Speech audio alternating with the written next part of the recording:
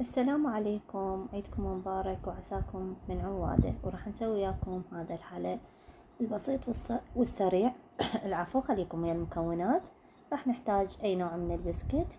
انا راح استخدم هذا النوع. راح استخدم 3 باكيتات من البسكت، وراح اكسرهم بهاي الطريقة على شكل مكعبات كبار. الافضل يكونون بهاي الطريقة. تابعوا الطريقة بالتفاصيل والمقادير، إن شاء الله كل سهلة وبسيطة.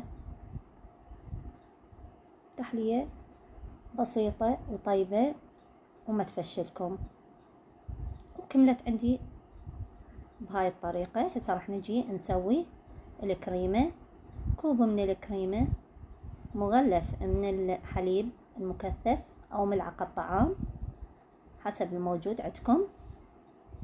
كوب ونصف من المي، مو شرط المي يكون بارد، احنا نريد مي طبيعي حتى يصير عندنا الخليط خفيف.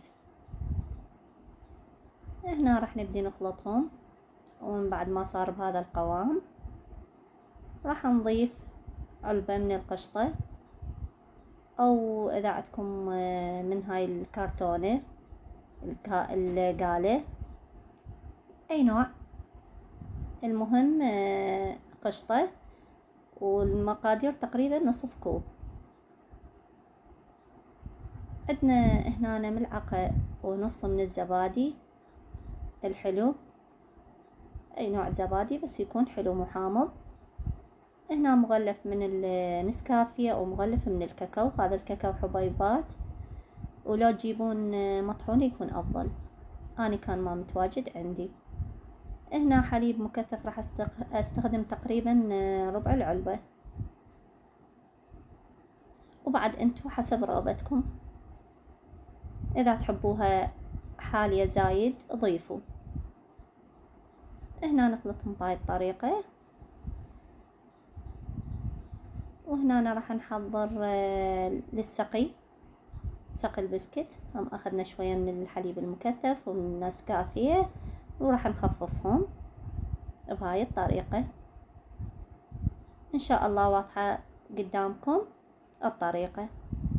هنا راح نبدي نصفهم بهاي الطريقة على شكل طبقات، ونتركها بالثلاجة على التبريد، ونطلعها وعليكم وعلينا بألف عافية. جربوا الطريقة وإن شاء الله تعجبكم، صدقوني كل سهلة، وإن شاء الله تنال إعجابكم. لا تنسون اللايك والاشتراك بالقناة حتى أنزلكم وأستمر وياكم بالوصفات هاي السهلة. طبعا تزيين الوجه راح يكون شوية بسكت مطحون، وشوية من النسكافيه، وشوية من الكاكاو المطحون. ولهنا ينتهي الفيديو مالتنا، وأقول لكم مع ألف سلامة، انتظروني بفيديو جديد.